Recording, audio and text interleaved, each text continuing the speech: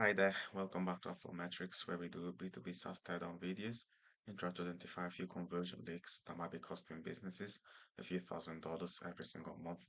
Today, we're going to be talking about Taguchi, which is basically a platform to, as they say, amplify your group's digital marketing power. Basically allows you to utilize their services and tools to make sure that you're getting all the data that you need to customize the customer experience and make sure that your marketing is optimized, especially if you've got local branches and local stores. So, first of all, we can see that the headline is quite clear and the subheadline goes in more depth, which is pretty good.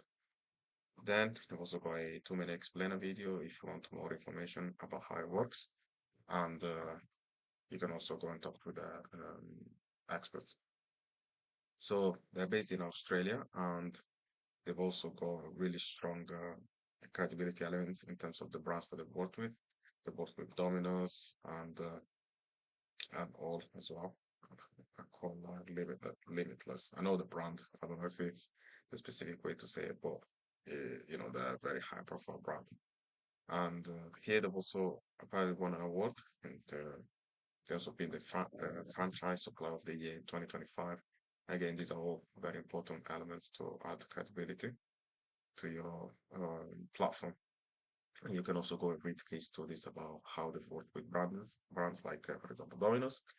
And the beautiful thing is, these are helpful to give a glimpse to the prospect into how they are working with other companies and what it would be like to work with them. Okay, we've got more videos and they explain more about what they do. And so if we scroll down, we can see this then goes to the end of the homepage. One potential addition that I could suggest to increase conversions would be to add a frequently asked questions section at the bottom of the page to handle any objection that a prospect might have, and potentially also having a contact form at the top of the page to increase the number of opt-ins, and that can be done by offering um, any kind of incentive like a lead magnet or a discount or a price or a freebie, anything like this. Okay, and also I can see that they haven't really added this pricing page. So I assume you would have to actually get in touch to get a quote and to schedule a free demonstration.